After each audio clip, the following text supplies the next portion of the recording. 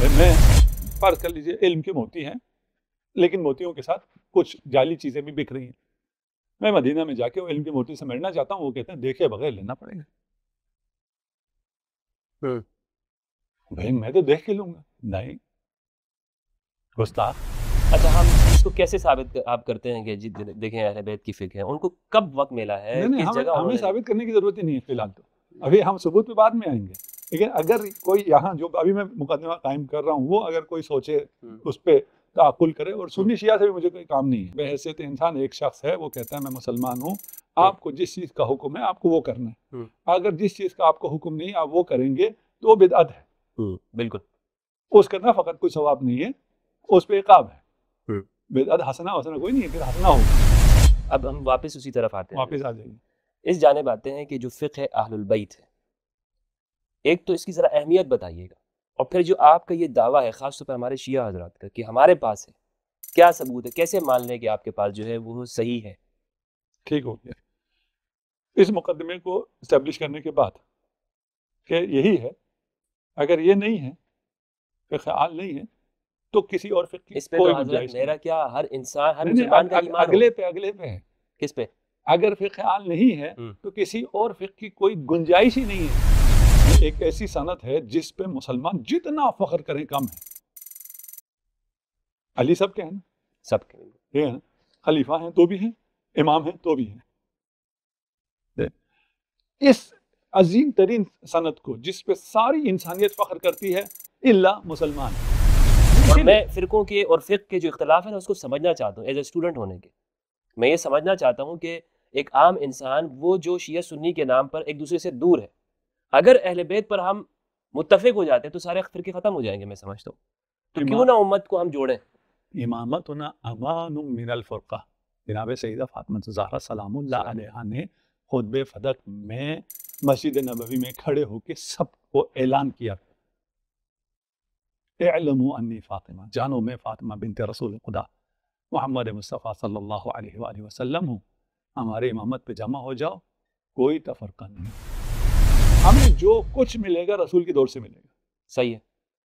اس کے علاوہ اگر آپ کو کوئی کہیں لے جا رہا ہو تو سمجھ لیجئے یہ رازن ہے. یہاں تک تو دعویٰ لوٹنے کے لیے لے جا رہا ہے، لوٹ لیا ہے، کچھ بچا ہی نہیں ہے آپ کے پاس. اگر وہ مدینہ سے ہٹا دیا آپ کو، اثر رسول سے ہٹا دیا، تو کیا آپ کے پاس ہے کیا جو لوٹے گا؟ کچھ بھی تو نہیں ہے. پھر سب کچھ یہی اثر رسالت مآب ہے، سب کچھ وہیں سے ملتا ہے. الحمدللہ رب العالمین والصلاة والسلام علی سید الانبیاء والمرسلین وآلہ الطیبین الطاہرین ورضی اللہ عن الصحابة من المہاجرین والانصار ومن تبعہم بإحسان الی یوم الدین. السلام علیکم ورحمۃ اللہ وبرکاتہ. امید کرتا ہوں آپ لوگ خیریت سے ہوں گے. اللہ عز و جل آپ سب کو اپنے حفظ و امان میں رکھے. مسلم معاشروں کے اندر دو بڑے طبقات پائے جاتے ہیں، سنی اور شیعہ. یعنی ہمارے جو مسلم معاشرے ہوتے ہیں وہ ان دو گروہوں میں تقسیم ہیں، یا تو سنی ہے یا شیعہ ہے.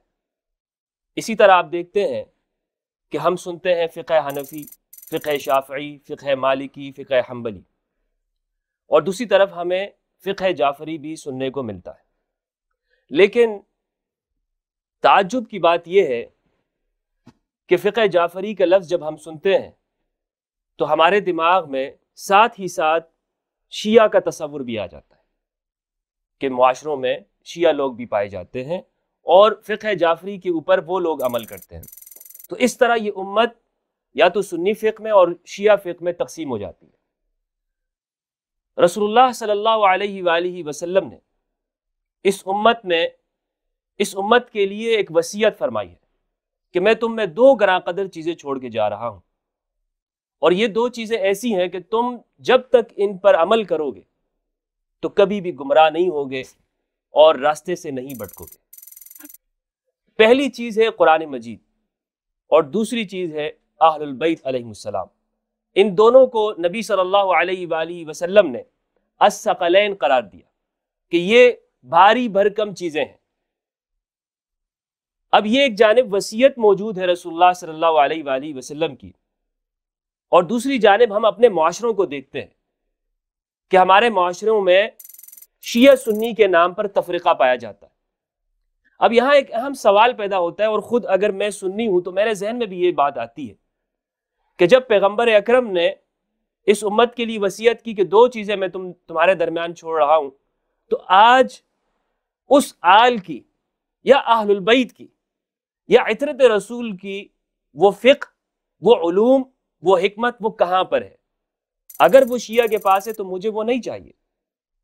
ہم عام سنی اسی طرح ہی سمجھتے ہیں، اگر اس فقہ کے اوپر شیعہ عمل کرتے ہیں تو ہمیں وہ نہیں چاہیے، اس لیے کہ ہمارا سنی اور شیعہ آپس میں تقسیم ہو گیا ہے۔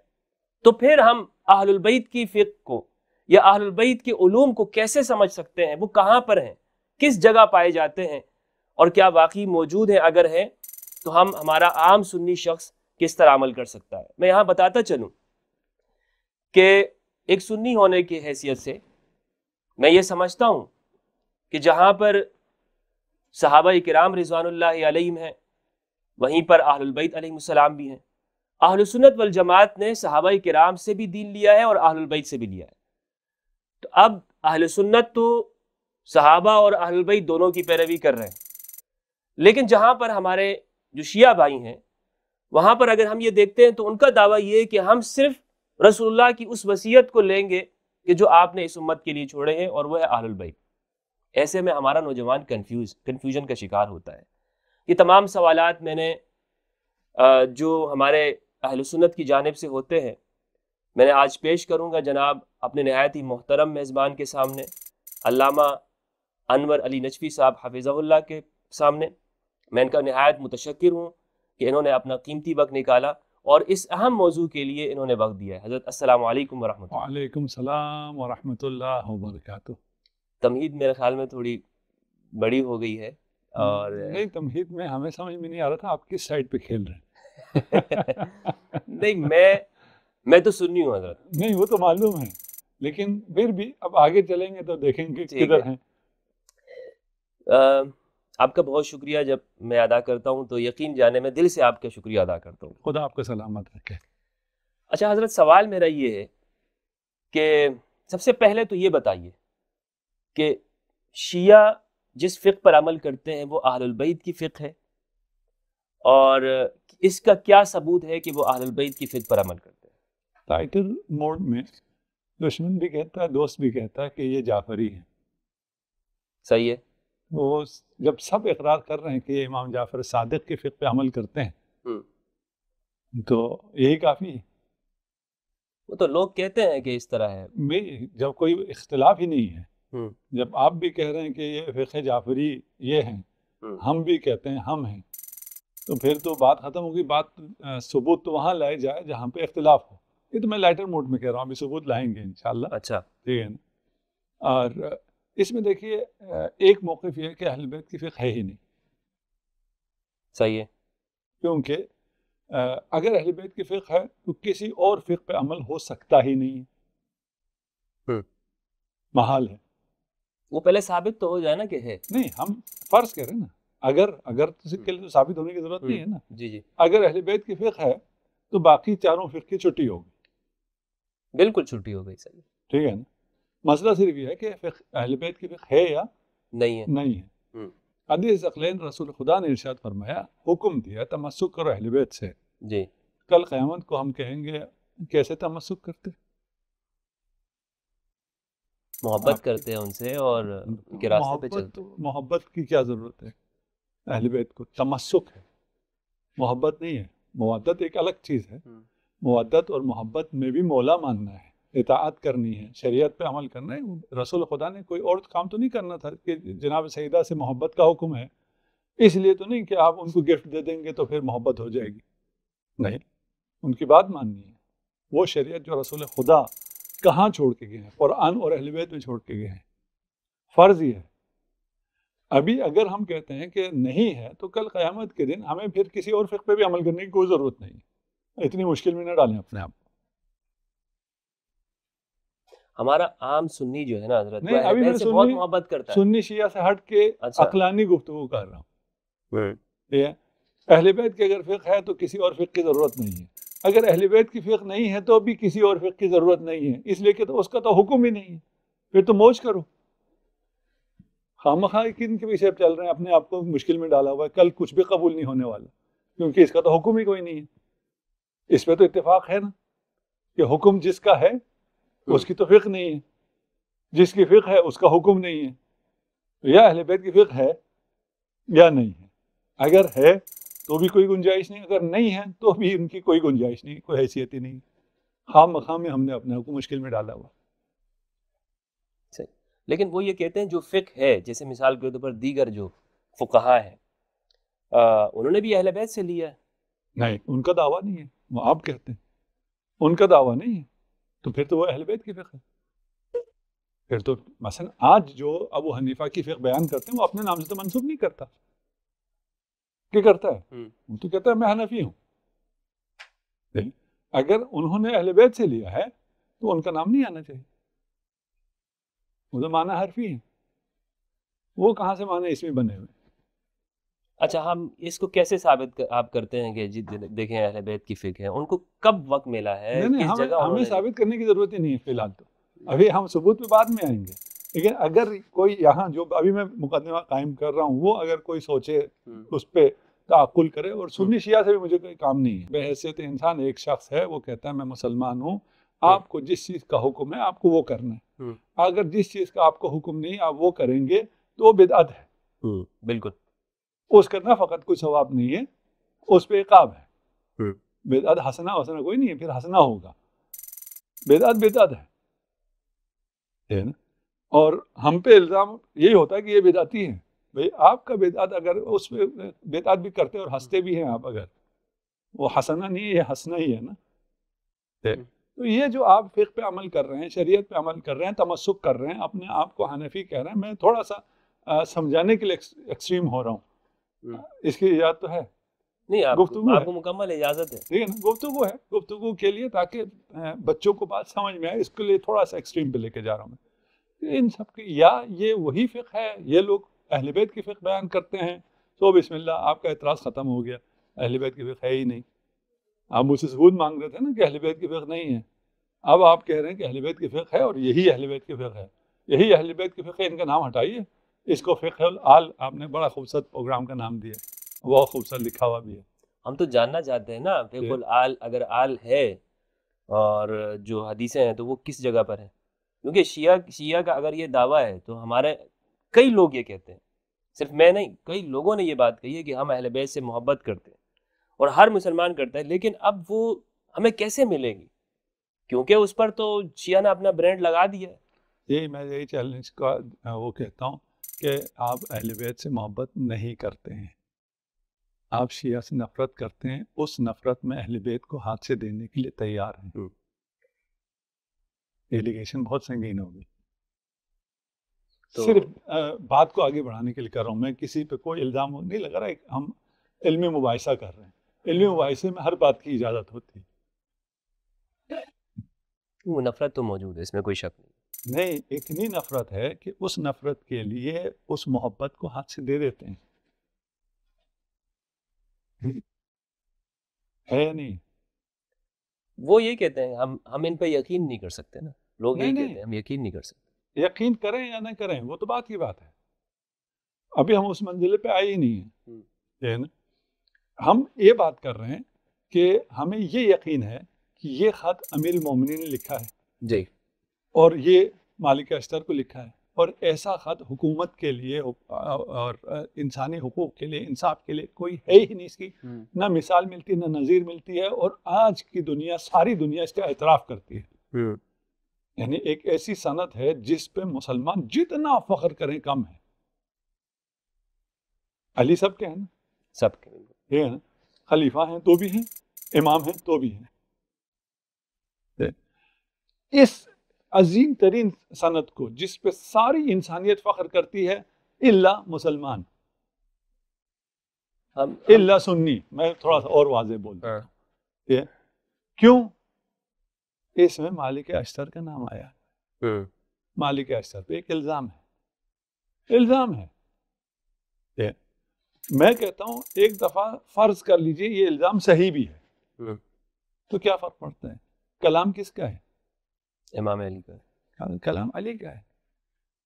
اگر اس پہ کسی کا نام آیا ہے، اس پہ کوئی الزام ہے، یہ الزام ثابت بھی ہے، جو بھی ہے، کیا فرق کیا پڑتا ہے؟ شیعہ سے نفرت، شیعہ سے نفرت میں محبت کو ہاتھ سے دے رہے ہیں، اقرار نہیں کرتے، لیکن عملاً فقہ اہل بیت کو ہاتھ سے دے دیتے ہیں، فرامین اہل بیت کو ہاتھ سے دے دیتے ہیں، توحید اہل بیت کو ہاتھ سے دے دیتے ہیں، باب علم کو ہاتھ سے دے دیتے ہیں. مدینہ علم ہاتھ سے چلا جاتا ہے. نہ اہل بیت کی محبت، نہ رسول کی محبت، اپنی ضد اور جو تشیع سے نفرت ہے وہ آگے ہے. صحیح. لیکن کیا وہ اس وجہ سے ہے کہ وہ اہل بیت سے محبت نہیں کرتے؟ خدا سے بھی محبت نہیں کرتے. نہیں، اہل بیت سے تو محبت کرتے ہیں نا. میں خدا سے پہ پہنچ گیا ہوں، آپ اہل بیت پہ ہیں. اچھا. خدا نے کہا ہے، خدا نے جو قرآن میں صریح کہا ہے، اطیعوا اللہ و اطیعوا الرسول. ابھی ہم اولی الامر پہ نہیں آتے. رسول کی اطاعت کرو. رسول نے کہا ثقلین، رسول نے کہا مودت اہل بیت. اسے ہم کیوں چھوڑنے پہ راضی ہو گئے ہیں؟ اگر مانیں گے تو شیعوں کو فائدہ ہوگا. بھائی شیعوں کو فائدہ ہوگا نہیں ہوگا پتہ نہیں، تمہیں فائدہ ہوگا. رسول کی مانو، خدا کی مانو. صحیح. یہ بات تو حضرت آپ کا ایک دعویٰ ہو گیا نا کہ وہ لوگ یہ بات اس طرح یعنی اطاعت نہیں کرتے، رسول کی اطاعت نہیں کرتے، وہ محبت کرتے ہیں سب کا. یعنی مجھے تو کوئی مسلمان ایسے نہیں ملا جو کہے گا کہ میں رسول سے محبت نہیں کرتا. اعوذ باللہ. کہتا نہیں ہے. نہیں، میں اور تھوڑا سا اور ایکسٹریم پہ چلا جاتا ہوں. یہ ہم جو کہتے ہیں ہم اہل بیت سے محبت کرتے ہیں، ہم محبت کرتے ہیں. محبت کرتے ہوتے تو یہ مسلم معاشرہ ہوتا. میں اپنی نسبت بھی کہہ رہا ہوں. میں تو آپ کو ایک چیز کو پیش کرنے کے لیے بات کر رہا ہوں نا. کیا ہم محبت کرتے ہیں؟ یقیناً. ویسی زبانی سب کہتے ہیں محبت میں قربانی دی جاتی ہے. قربانی دینے کے لیے کون تیار ہے؟ کوئی بھی قربانی دینے کے لیے تیار نہیں. یہ حالت اس لیے. تو اس بات کا یہ سب کے لیے میں بات کر رہا ہوں ابھی، کیونکہ اپنی بات کو ثابت کرنے کے لیے، ایک توجہ دلانے کے لیے بات کر رہا تھا. اور یہ حقیقت ہے کہ ہم ہر اس کام کو چھوڑتے ہیں جس سے تشیع کو فائدہ ہوتا ہو. آپ کی ایک ویڈیو دیکھ رہا تھا، آپ نے اس میں کہا کہ آپ عیسائیوں میں جائیں لوگوں کو کوئی مشکل نہیں ہے، یہودیوں میں جائیں کوئی مشکل نہیں ہے، سکھوں میں جائیں، ہندوؤں میں جائیں کوئی مشکل نہیں ہے. مشکل کہاں ہے؟ اگر امام بارگاہ میں آ جائے تو مشکل. وہ اصل میں حضرت وہ تو بنایا بھی اسی طرح ہے نا. ہمارے شیعہ بھائیوں نے مثلاً جیسے ابھی آپ نے فرمایا کہ اہل بیت کی جو فقہ ہے ہم اس پہ عمل کرتے ہیں، لیکن باقی لوگوں کو محبت ہی نہیں ہے. تو جب میں نے تو محبت میں اپنے لیے بھی انکار کرنے کے لیے تیار ہوں کہ وہ جو محبت کا حق ہے اس پہ ہم بھی پورا نہیں اترتے. صحیح. امام جعفر صادق علیہ السلام مدینہ میں تھے. کچھ لوگ آئے، انہوں نے پیغام بھجوایا کہ ہم آپ کے شیعہ ہیں، آپ سے ملنا چاہتے ہیں. امام نے وقت نہیں دیا. 1 دن 2 دن 3 دن. انہوں نے آخر میں احتجاج کیا اور احتجاج پہنچایا کہ آپ کے محب اتنی دور سے آئے ہوئے ہیں آپ سے ملنے کے لیے، آپ وقت نہیں دے رہے، آ جاؤ. وہ پہلے کیوں وقت نہیں؟ پہلے تمہارا دعویٰ بہت بڑا تھا کہ تم ہمارے شیعہ نہیں. اچھا. محب کا دعویٰ کیا، وہ بھی ان کا کرم ہے کہ محب مان لیے. کیا بات ہے. تو یہ سب کے لیے کہہ رہا ہوں میں.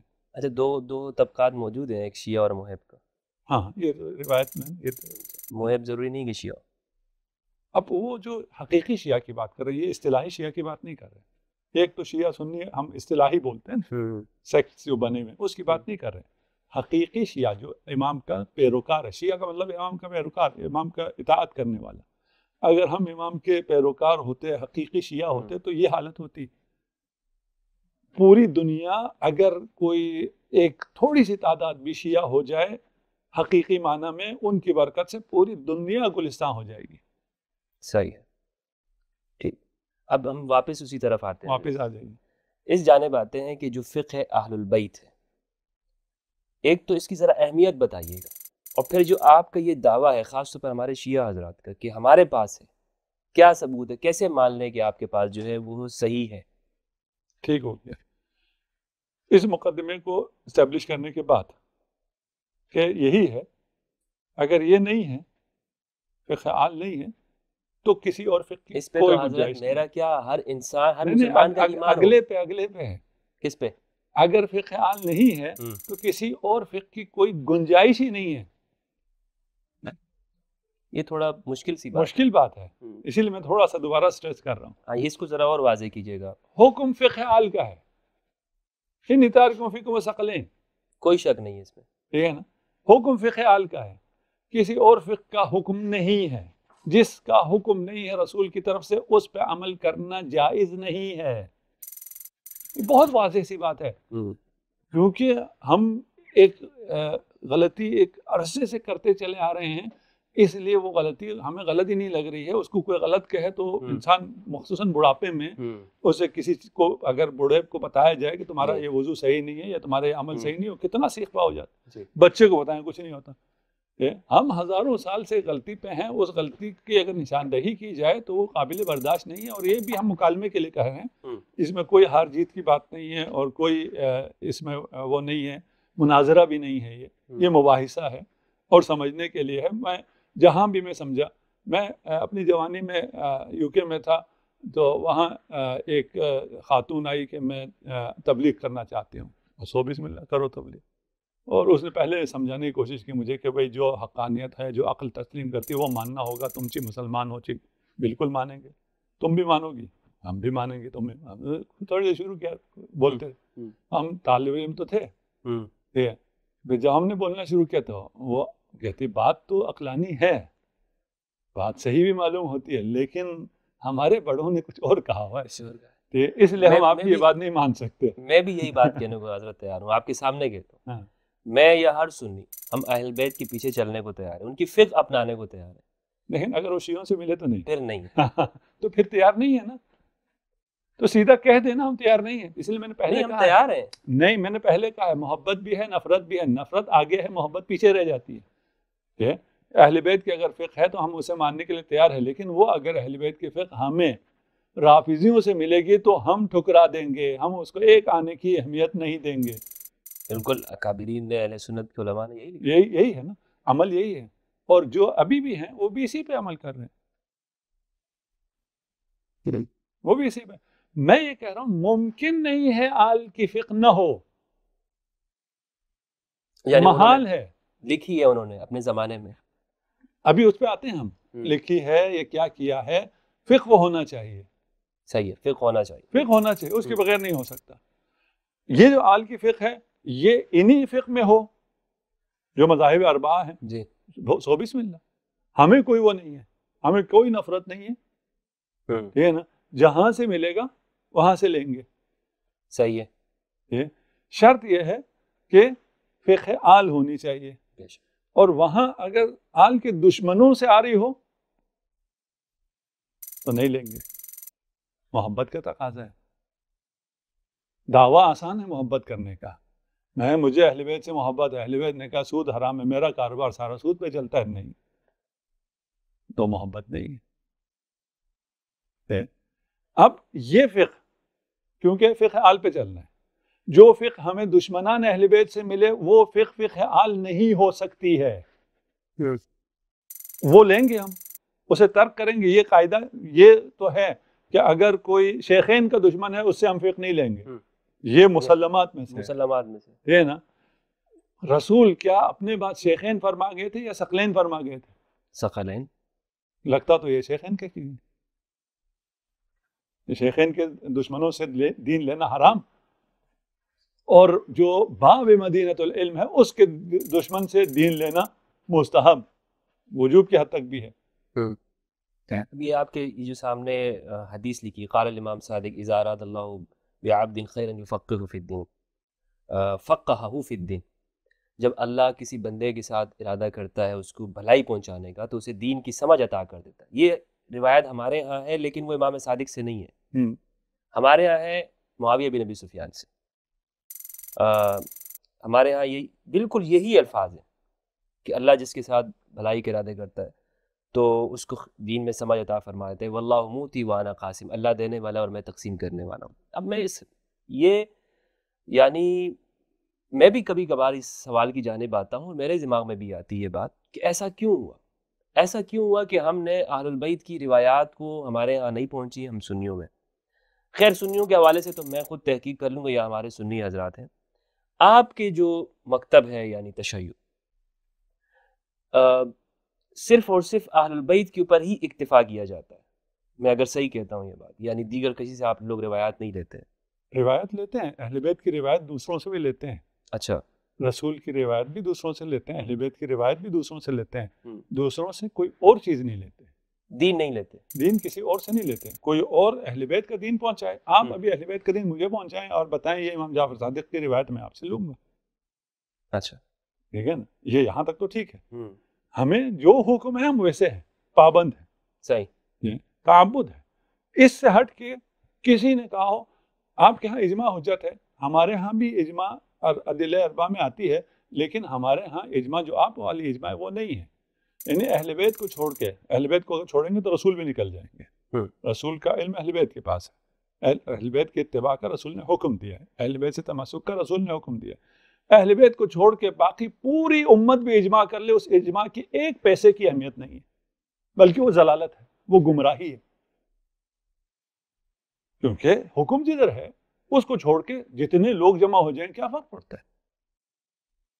لوگوں کے جمع ہونے سے خدا رائے لے کے تو حکم بیان نہیں کرتا، تشریع لوگوں کے تابع تو نہیں ہے. اگر ہم بھی اجماع کو حجت مانتے ہیں، وہ اجماع جو کاشف عن رأی معصوم ہو. صحیح ہے. اجماع اگر ایک اجماع اتفاق علماء کا، فقہا کا، اس میں یہ کاشفیت ہو کہ رسول کی بات یہی ہے، پھر ٹھیک ہے.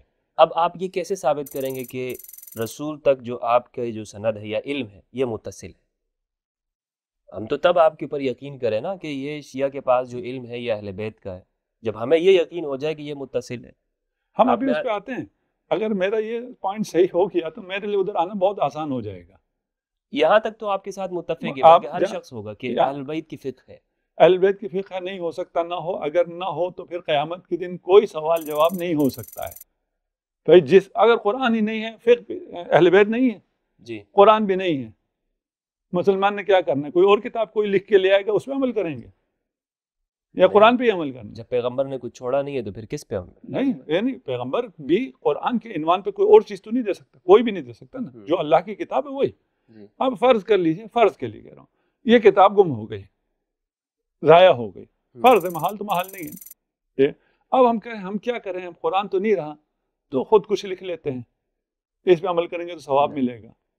نہیں ہو سکتا ایسا. فقہ بھی اسی طرح فقہ بھی یہی ہے، جو کچھ کر رہے ہیں خواہ زحمت کر رہے ہیں، خود سے لکھ دیے بیٹھ کے. بھائی فرض یہی ہے نا، ہم ابھی تو فرض یہی کہہ رہے ہیں نا، یہ نا.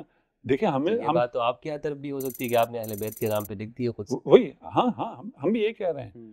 دیکھیں ہم کیا چیز اسٹیبلش کرنے جا رہے ہیں، کیونکہ لوگ ان مباحث سے بہت دور ہیں، اس لیے میں تھوڑا سا زیادہ اسٹریس کر رہا ہوں. یہ ایسی مباحث نہیں ہے جو انہوں نے پہلے کبھی سنی ہو. نہیں، اس پہ گفتگو ہی نہیں ہوتی نا ہمارے یہاں. تو یا تو ایک طرف لوگ بیٹھ کے گفتگو کر رہے ہوتے ہیں، اپنی چلا رہے ہوتے ہیں. دیکھیں میں اپنے معاشرے اور میں حضرت یہ بتاتا چلوں کہ اس گفتگو کا مقصد ہرگز کسی پہ طنز یا کسی کو بالکل بھی نہیں. اس گفتگو کا مقصد ہے علم حاصل کرنا. اور میں فرقوں کے اور فقہ کے جو اختلاف ہے نا اس کو سمجھنا چاہتا ہوں. ایز اے اسٹوڈنٹ ہونے کے میں یہ سمجھنا چاہتا ہوں کہ ایک عام انسان وہ جو شیعہ سنی کے نام پر ایک دوسرے سے دور ہے، اگر اہل بیت پر ہم متفق ہو جاتے ہیں تو سارے فرقے ختم ہو جائیں گے. میں سمجھتا ہوں تو کیوں نہ امت کو ہم جوڑیں. امامتنا امان من الفرقہ، جناب سیدہ فاطمہ زہرا سلام اللہ علیہا نے خطبہ فدق میں مسجد نبوی میں کھڑے ہو کے سب کو اعلان کیا تھا، اعلموا انی فاطمہ، جانو میں فاطمہ بنت رسول خدا محمد مصطفیٰ صلی اللہ علیہ وآلہ وسلم ہوں، ہمارے امامت پہ جمع ہو جاؤ، کوئی تفرقہ نہیں ہوگا.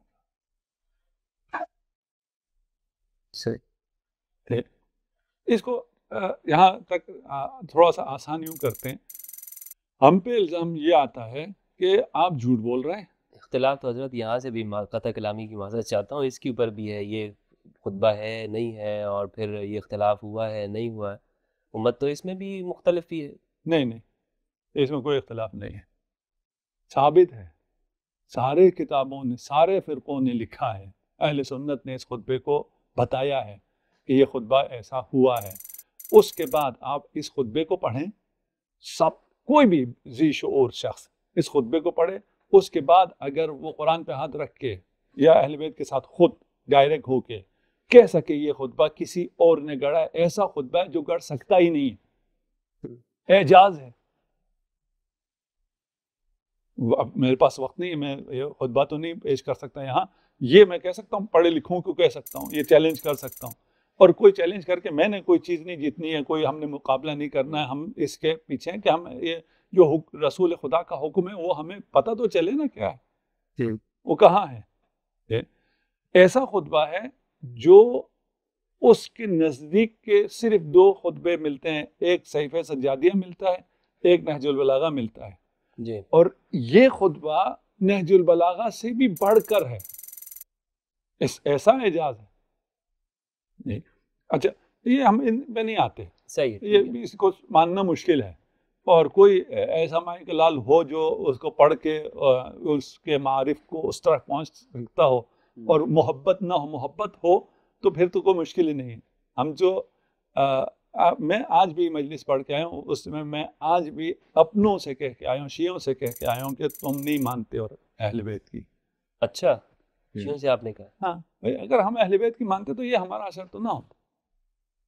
ہم اگر ایک بہت چھوٹی سی جماعت بھی اہل بیت کی مان رہی ہوتی تو آج غزہ میں یہ نہ ہو رہا ہوتا۔ اچھا، اس لیے کوئی یہ محسوس نہ کرے جب میں کہتا ہوں کہ میں تھوڑا سا اوپنلی بول رہا ہوں اور مباحثے کے لیے بول رہا ہوں۔ سر یہاں پر تو آپ یہ شیعہ کا لفظ بھی حضرت واضح کریں نا، یہ تو سب سے بڑا مسئلہ تو یہ ہے، یعنی شیعہ کا جو لفظ ہے یہ جو آج کل استعمال ہوتا ہے، اگر آپ یہ کہتے ہیں کہ حقیقی معنوں میں کوئی موجود ہی نہیں ہے تو پھر تو یہ لفظ کی حیثیت ہی ختم ہو گئی۔ جو نہیں، کوئی نہیں کہہ رہا، میں اس تعداد میں جتنے ہیں، جتنے دعویٰ کر رہے ہیں ہم شیعہ ہیں، وہ سب وہ اس میں تو ہے، شناختی کارڈ میں شیعہ ہیں، اس کے جو اگر ان کا زکوٰۃ کا وہ ہوتا ہے، زکوٰۃ بھی یہ نہیں ہے کہ شیعہ زکوٰۃ نہیں مانتے، شیعہ جو غیر شرعی حکومت ہے اسے زکوٰۃ نہیں دے سکتی ہے، یہ پہلے دن سے ہمارا یہ مسئلہ چلا آیا ہے۔ اچھا بھائی زکوٰۃ میں اسے دے سکتا ہوں جو غریبوں تک پہنچائے، آج کس کو نہیں پتا کہ حکومت جو زکوٰۃ کاٹتی ہے یہ غریبوں تک نہیں پہنچتا ہے؟ صحیح ہے، سب کو پتا ہے، جب سب آپ کو پتا ہے تو آپ سے یہ زکوٰۃ کٹا ہے، یہ آپ کا زکوٰۃ ادا نہیں ہوا ہے۔ اس میں تو حضرت یہ نہیں کہ آپ اولو الامر ہی نہیں مانتے ہیں، کن کو؟ کیونکہ زکوٰۃ تو اولو الامر کو دی جاتی ہے۔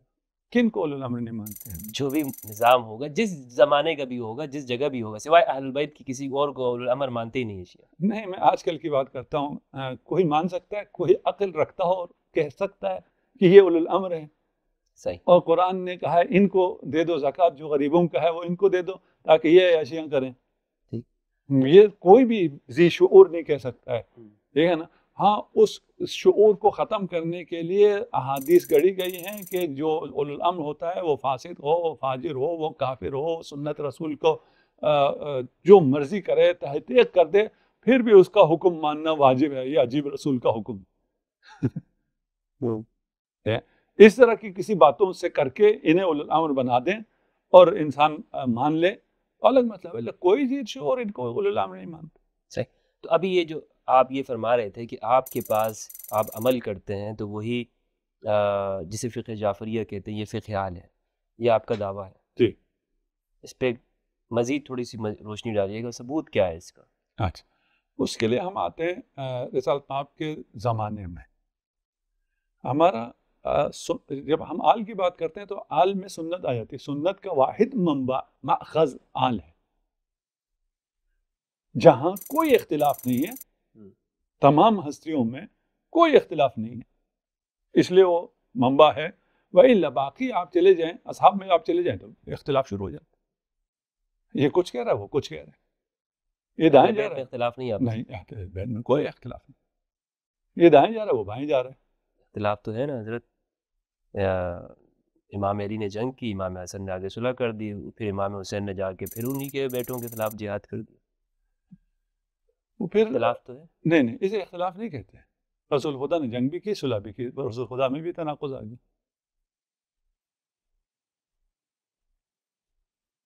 صحیح، نہیں آیا، مختلف اوقات میں اس حالت میں امیر المومنین کی جگہ امام حسین ہوتے تو وہ بھی یہی کرتے، امام حسین کی جگہ امیر المومنین ہوتے تو بھی یہی کرتے، حالات مختلف ہو گئے ہیں، شرائط مختلف ہیں، ایسا نہیں ہے، یہ نہیں ہے کہ اگر جنگ کرنی تو خود رسول خدا نے بھی اگر ساری جنگیں ہی کی ہوتی پھر ہم کہتے ٹھیک ہے جی سنت یہ ہے کہ جنگ ہی کرنی ہے، کوئی صلح نہیں کرنی. صلح سے اگر کسی کوئی معتبر ہو جاتا ہے تو مشرکین بھی معتبر ہو گئے، اب ان کے پیچھے بھی چل پڑے، وہ بھی رسول کو چھوڑ کے مشرکین کے پیچھے چل پڑے جو کہ عملاً چلے ہیں اور کہیں رسول نے صلح کی تھی نا، اچھے لوگ تھے، نہیں تو صلح کیوں کرتے؟ صحیح. صلح کا مطلب یہی وہ اچھا نہیں ہے، اس سے جنگ ہوئی ہے. تو آپ کہہ رہے ہیں کہ اہل بیت کی کسی قول میں کوئی اختلاف نہیں پایا جاتا، روایات میں بالکل اختلاف نہیں. روایات میں ہیں، اچھا روایات میں ہیں، روایات میں صحیح اور ضعیف اور مکذوب، مجعول، حسن، یہ سب ہیں، وہ روایات ہیں.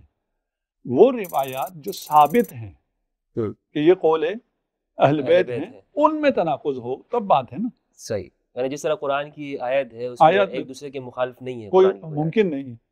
مجھے سمجھ میں نہیں آنے کی وجہ سے مجھے لگے ہو سکتا ہے کسی بھی پڑھ لکھے کے پاس چلے جاؤ تو بتا دے گا نہیں بھائی ان میں کوئی تناقض نہیں ہے. اہل بیت کا جو ثابت کلام اہل بیت سے اس میں کوئی تناقض نہیں. صحیح.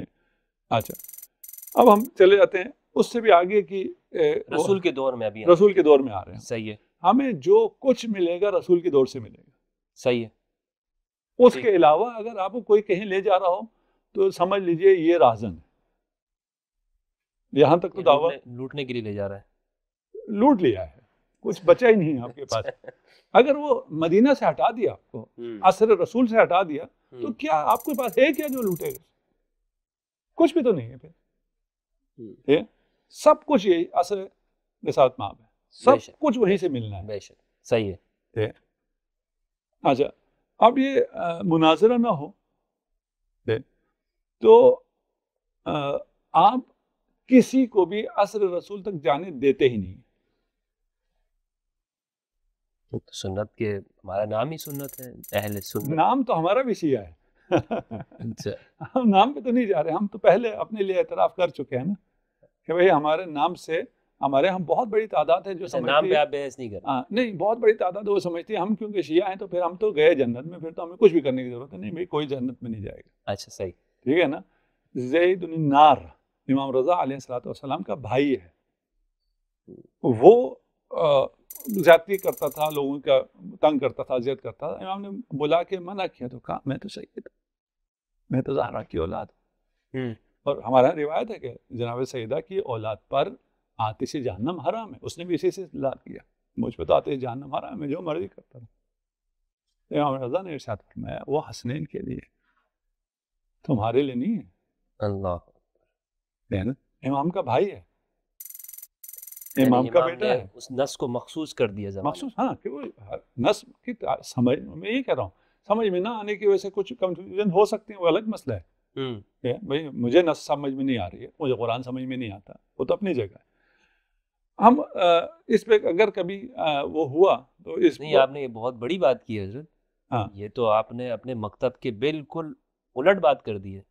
ہم نے اپنے مکتب سے مراد یہ کہ جو ہم نے سنا ہوا ہے. اچھا جو میں نہیں کہہ رہا آپ زیادہ جانتے ہیں اپنے مکتب کو. میری مراد یہ ہے کہ یہ تو ہمارے ہاں مشہور ہے، زبان زد عام ہے کہ سید جو ہے وہ آگ اس کے اوپر حرام ہے. ہم نے فرمایا کہ یہ صرف حسنین کے ساتھ. ہاں یہ حدیث ہے، اور اس میں جو بھی سید ہے آج وہ امام رضا کا جو بھائی ہے اس سے بڑا سید تو نہیں ہے. جو امام کا بھائی بھی ہے، امام کا بیٹا بھی ہے. اس سے امام نے ارشاد فرمایا یہ تمہارے لیے نہیں ہے، تمہارے جو کرتوت ہیں تم نے استغفار کرو تو صحیح، نہیں تو ٹھیک. یعنی اہل بیت سے دین لینا ہے، عصر رسول میں جانا ہے. ابھی ہم اہل بیت کو بھی رہنے دیتے ہیں فی الحال. اچھا، جو کچھ ہے عصر رسول سے ملے گا. صحیح ہے، اس پہ تو اتفاق ہے نا. بالکل اتفاق. عصر رسول سے ہی یہ ملے گا کہ اہل بیت سے لینا ہے. وہاں پہنچیں گے تو بات چلے گی. ٹھیک. اب مجھے آپ کی بات سمجھ میں آ رہی ہے. ہاں، کہ آپ یہ کہہ رہے تھے کہ عصر رسول میں جانے ہی نہیں دیتے. ہاں، کیونکہ وہاں عصر رسول میں تو واضح ارشادات موجود ہیں کہ اہل بیت سے دین لینا. نہیں یہ بھی نہیں کہہ رہا میں. اچھا، یہ بھی نہیں کہہ رہا. ہاں، یہ بھی نہیں کہہ رہا. دیکھیے اگر مجھے عصر رسول میں جا کے اس بات کی اجازت نہ ہو کہ ان میں سے کون سی چیز رسول نے فرمائی ہے، کون سی چیز نہیں فرمائی ہے، اس کا مطلب ہے مجھے عصر رسول میں جانے کی اجازت نہیں ہے. یہ یہاں تک تو بات صحیح ہے نا. صحیح ہے. بھائی میں فرض کر لیجیے علم کی موتی ہیں لیکن موتیوں کے ساتھ کچھ جعلی چیزیں بھی بک رہی ہیں. میں مدینہ میں جا کے وہ علم کی موتی سے ملنا چاہتا ہوں, وہ کہتے ہیں دیکھے بغیر لینا پڑے گا. بھائی میں تو دیکھ کے لوں گا. نہیں, گستاخ. اچھا, صحابہ سارے عادل ہیں, آپ تحقیق نہیں کر سکتے اس کا مطلب کیا ہے. راستہ بدل دیا نا, راستہ بند کر دیا. اب جو مل رہا ہے وہ مدینہ سے نہیں مل رہا ہے. اب اموی آپ کو سامان ملے گا. اچھا, اموی موتی ملیں گے, اور انہوں نے جو فیکٹریاں بنائی ہیں, انہوں نے اپنے مقاصد کے لیے جو چیز کی ہے استعمال تو وہی ہوئے ہیں. جو فیبریکیشن ہوئی ہے استعمال تو وہی ہوئے ہیں. بھائی میں تحقیق کر لوں, کیا حرج ہے؟ مسئلہ کیا ہے؟ آپ اگر اصلی ہیرا دے رہے ہیں تو میں اس کو جتنا ہی پرکھ لوں, آپ کو کیا مسئلہ ہے؟ آپ کو یہ ضد کیوں ہے کہ نہیں میں عادل ہوں, تم نہ پرکھو, ایسے ہی لے لو. صحیح. اور وہ جو دوسری طرف جو اہل بیت کا اس طرف نہیں جانے دیتے. نہیں, ہم اہل بیت کی بات تو آئی بہت دور رہ گئی, سنت ہی کوئی نہیں ہے. یہ مباحثہ ہے, مباحثے میں مجھے اجازت دیں. نہیں معمولاً ہم نہیں بولتے, یہ نا. اچھا, مباحثے میں ہم اپنے جو ابحاث عموماً کرتے ہیں, آپ کی میں نے جو ویڈیوز دیکھی ہیں اس میں تو آپ ماشاءاللہ مختلف موضوعات ہیں آپ کے, اچھا ماشاء آپ کا اللہ, جو انداز ہے, لیکن آج تھوڑا سا آپ کا جو ہے وہ تھوڑا جارحانہ نظر آ رہا ہے, وہ بدل رہا ہے. نہیں ہم مباحثہ کر رہے ہیں. میں یہ ویورز کو بھی سمجھانا چاہ رہا ہوں, ٹھیک ہے نا, کہ مباحثہ کر رہے ہیں. اچھا, میں اپنی کلاس میں جب بات کرتا ہوں, لوگوں سے کوشچن کرتا ہوں, وہ جو بھی جواب دے رہے ہوتے ہیں وہ کوئی جواب بھی صحیح نہیں ہوتا. آخر میں وہ کہتے ہیں یار تم خود ہی جواب دو. ہم جو بھی جواب دیتے ہیں وہ صحیح نہیں ہوتا. میں کہا یار تم جو صحیح جواب بھی دو گے اس پہ میں جرا کروں گا تاکہ تمہیں پتہ چلے کہ صحیح جواب کو بھی ڈیفینڈ کیا جا سکتا ہے نہیں جاتا. تو ہم کلاس میں مباحثے میں بالکل الگ ہوتے ہیں. آپ اجازت دیتے ہیں لوگوں آپ سے مباحثہ کرنے کی؟ ہاں, مباحثہ ہم تو ہمارا فخر یہ ہے کہ مباحثہ. میں آپ کو اور بات بتاؤں, ہم جب حوزائے علمیہ میں ہوتے ہیں تو ہم لوگ مسجدوں میں مباحثہ کرتے ہیں. مسجدوں میں عام پبلک مسجد جو ہوتی ہے وہاں بیٹھ کے مباحثہ کرتے ہیں, اور مباحثے میں ہم کافی داغ ہو جاتے ہیں. اس وقت میں ہمارا یہ ڈریس ہے, ہم اس کو معمم ہونا کہتے ہیں, عمامے سے ملبس بلباس روحانیت. میں معمم نہیں تھا, میرے جو ساتھی تھے وہ اکثر معمم تھے. تو بحث کرتے ہوئے آواز اونچی بھی ہو جاتی تھی اور بحث زیادہ بھی ہو جاتی تھی. تو عام لوگ یہ سمجھتے تھے کہ یہ مولانا سے لڑ پڑا ہے, عام آدمی ہے یہ کوئی, تو آ کے میرا گریبان تھام لیتے تھے. یہ مولوی کی بے احترامی کرتے ہو. وہ کہتے تھے یہ ہم سے بڑا مولوی ہے, چھوڑ دو اس کو. تو یہ ہم ابھی مباحثہ کر رہے ہیں. اگر سننے والے بھی مباحثہ سن سکتے ہیں تو سنیں, نہیں تو پھر جو آپ کہہ رہے ہیں ہمارے باقی بیانات ماشاءاللہ بہت اچھے ہوتے ہیں, وہ سنیں. صحیح, ٹھیک ہے. اچھا, وہاں بھی ہمیں مسئلہ کیا ہے, وہ مجھے اس پہ فخر ہے. ہم بات کر رہے توحید کی, صحیح, کمنٹس میں گالیاں دی جا رہی ہیں. بھائی آپ کو یہ توحید جو آپ کو میں قسم کھاتا ہوں نہ آپ نے کبھی سنی ہے نہ آپ کو کبھی ملے گی, یہ صرف در اہل بیت سے ملتی ہے. وہ توحید بیان ہو رہی ہے, آپ گالی کس بات کی دے رہے ہیں؟ اس لیے کہ آپ شیعہ ہیں. نفرت پہلے ہے, خدا بھی پیچھے رہ گیا ہے. ہم واپس اپنے ٹاپک پہ آتے ہیں. یہ جو توحید والی بات آپ نے کی ہے نظرت, یہ تو بالکل آپ نے صحیح بات کی. یعنی صحیح بات اس معنوں کے اندر بالکل اس کو اچھے اچھے لوگوں نے, پڑھے لکھے لوگوں نے بھی مشہور کیا. شیعوں کے پاس توحید نہیں ہے, اور وہ یہ کہتے ہیں کہ یعنی بنیادی مسئلہ جو ہے نا, امامت سے بھی اوپر اگر جائیں تو ان کے پاس یعنی ان کی کتابیں توحید سے خالی ہے, ان کا معاشرہ توحید سے خالی ہے, ان کی اوزات تو یعنی جتنا بھی جو شرک ہے وہ سب ان میں پایا جاتا ہے. یہ ایک بنایا گیا, حالانکہ میں شاید پہلے یہ سمجھتا ہوں, لیکن جب میں نے نہج البلاغہ کا مطالعہ کیا یا شیعہ کتب حدیث کا, تو اس میں تو پہلا چیپٹر ہی توحید کا ہوتا ہے. ہمارے ہاں پوری بخاری کے اندر, میں کمنٹ کر رہا ہوں اپنے حوالے سے, پوری بخاری میں کتاب التوحید کو یا کتاب العدل نہیں ہے, لیکن اسی طرح جو شیعہ کتب حدیث میں پورا ایک چیپٹر ہے کتاب العدل کے نام سے. تو یہ فرق ہے, لیکن ہمارے ہاں بڑی باتیں پھیلائی گئی ہیں شیعوں کے حوالے سے. مجھے اس کا اعتراف ہے حضرت, میں اعتراف کے ساتھ بیٹھا ہوں آپ کے سامنے. شیعہ تو کچھ بھی نہیں ہے, شیعہ کس کھیت کی مولی ہے. امیر المومنین علی ابن ابی طالب پر 70 برس سندھ سے لے کے اسپین تک لعنت ہوتی رہی ہے. شیعہ کیا ہوتے ہیں؟ بغض اور حسد تو ادھر سے ہے، حق تو وہاں ہے، ادھر سے شروع ہو رہا ہے نا. یعنی یہ جو آج ہم اہل بیت سے دور ہیں، وہ فکر جو نہیں آئی ہے، تو اس کی وجہ یہ ہے. جب ہو ہی نہیں سکتا نا، جس پہ لعنت ہو رہی ہو اس کی فکر کیسے ہو سکتی ہے؟ جب شام خبر آئی ہے کہ علی حالت نماز میں شہید ہو، علی نماز بھی پڑھتا تھا. جن لوگوں سے ہم فقہ لے رہے ہیں وہ کہتے تھے کہ علی تو، میں اب وہ الفاظ نہیں لا سکتا. صحیح. اور جو علی پہ سب کرنے والے ہیں، سب و شتم کرنے والے ہیں، ان سے ہم تھوک کے داموں پہ احادیث لے رہے ہیں. جو علی کے خلاف تلوار اٹھانے والے ہیں، ان سے ہم احادیث لے رہے ہیں. جو علی کے خلاف جو کوئی ایسا جرم نہیں ہے جو انہوں نے نہ کیا ہو، ان سے ہم احادیث لے رہے ہیں. تو وہ فقہ عال کیسے ہو سکتی ہے؟ فقہ عال نہیں ہو سکتی. اس کے لیے کوئی حوالہ نہیں چاہیے، کوئی اسپیشلائزیشن نہیں چاہیے، بالکل کامن سینس. اچھا حضرت، مجھے امتیاز بتائیے. ایک طرف فقہ اہل البیت ہے اور دوسری جانب فقہا کی ہے، جو عام لوگ ہیں، جو جنہیں الفقہ علی مذاہب الاربعہ کہتے ہیں، چاروں فقہا. اس فقہ میں اور اس فقہ میں بنیادی طور پر کیا فرق ہے؟ آپ کیا دیکھتے ہیں کہ جس جو امتیاز کہہ سکیں کہ یہ اس فقہ کی امتیاز ہے؟ کوئی قیاس ہی نہیں ہے. ہم تو ثابت کر چکے ہیں، اپنے موقف دے چکے، کوئی قیاس ہی نہیں ہے. جو امتیازات تو تب ہوتے ہیں نا جب دو چیزوں میں قیاس ہو.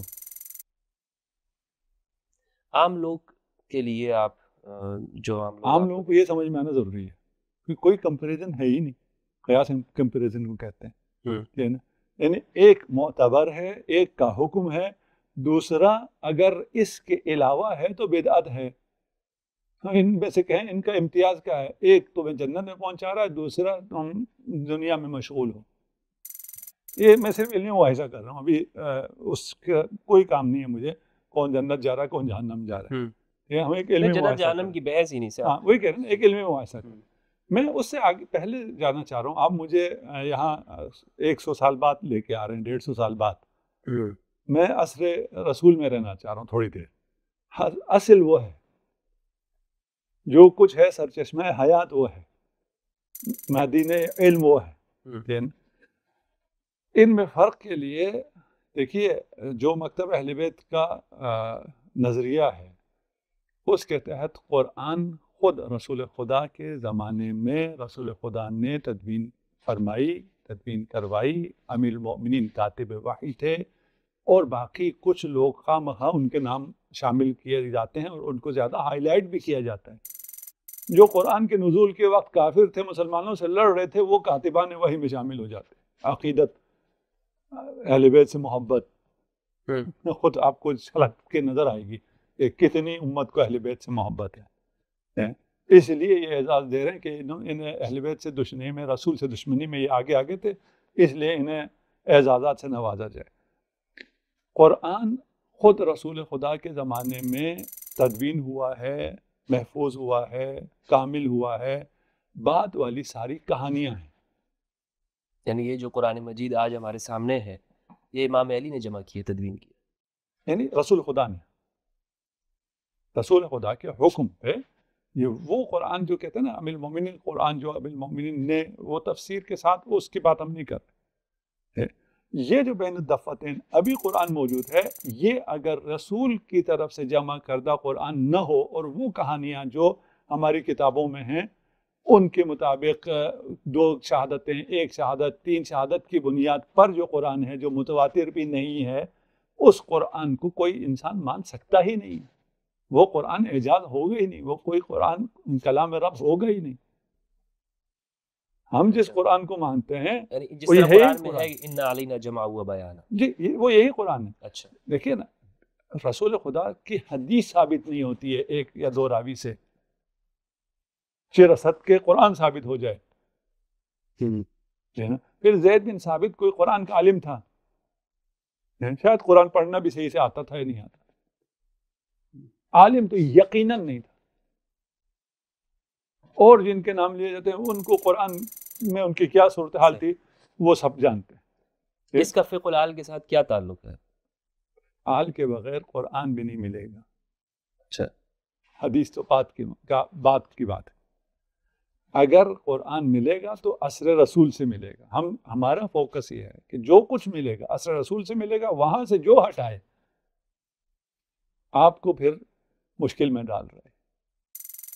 جو کچھ ملے گا عصر رسول سے ملے گا، قرآن بھی آپ کو عصر رسول سے ملے گا، سنت بھی آپ کو عصر رسول سے ملے گی۔ وہاں سے ڈسکنیکٹ کر کے کہیں اور لے کے جا رہے ہیں اور کہہ رہے ہیں یہاں سے لے لو، ادھر سے لے لو، ادھر سے لے لو، جان لو یہ قرآن تو کیونکہ ایک مسلم معجزہ ہے اور اس کی ضمانت قرآن نے خود دی ہوئی ہے اور اس پہ مسلمانوں کا اتفاق ہے۔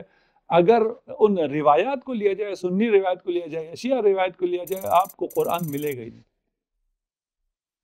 جو اختلاف ہے تحریف کے سلسلے میں اور جو بیانات ہیں اور جو اس کو پھر کور اپ کرنے کے لیے نسخ تلاوت کی ابحاث ہیں، یہ پھر بہت دقیق علمی ابحاث ہیں، ان سب میں نہیں جانا چاہتا، لیکن اشارے اس لیے کر رہا ہوں، کوئی اگر پڑھے لکھے لوگ سن رہے ہیں تو ان کو یہ اشارات بڑے کام دیں گے، ان کو بہت جو قرآن موجود ہے اس کے اوپر کامل یقین ہے۔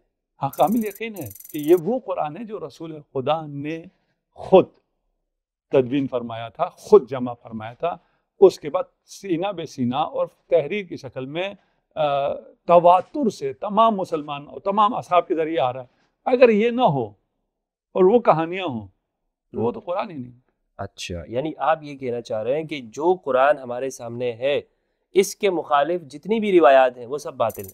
نہیں، ہمارے پاس جو روایات ہیں وہ یہ ہے کہ یہ قرآن زمانے رسول کے بعد جمع ہوا ہے جی، اور جمع ہونے کا طریقہ یہ تھا کہ خلیفہ نے ذمہ داری لگا دی تھی کچھ لوگوں کی جن کا قرآن فہمی، قرآن کے عالم ہونے کا کوئی ثبوت نہیں ہے، اور پھر انہوں نے ایک گواہی، دو گواہی کی بنیاد پہ کہا یہ قرآن ہے، یہ قرآن نہیں ہے، اور اس وقت بڑا اختلاف ہے ان کو۔ پھر اس کے اندر ان روایت میں جائیں تو ان کے لیے کھلا ہے جن کو ان روایت میں ورود ہے۔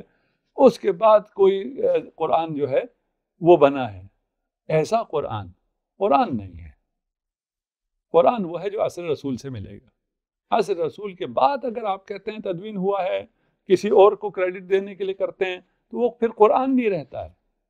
جب آپ یہ بات کرتے ہیں نا، یہ بہت یعنی بات تو ہے، لیکن اس سے لوگ یہ سمجھتے ہیں کہ شاید وہ جو بعد میں جمع ہوا یعنی یہ والا جو قرآن آج ہمارے سامنے نہیں، یہ بعد والا نہیں ہے، یہ پہلے والا ہے، یہ پہلے والا ہے۔ ہاں، یہ بعد والا نہیں ہے، یہ لوگوں کو سمجھ آنی چاہیے۔ اس کو میں تاکید دوبارہ کر دیتا ہوں، جی، یہ قرآن رسول کے زمانے کا قرآن ہے، رسول کا جمع یہ والا قرآن ہے۔ جی، ہے نا، یہ کوئی اور قرآن نہیں ہے، اس پہ کوئی اور ٹائٹل آپ لگائیں تو وہ قرآن نہیں رہتا ہے۔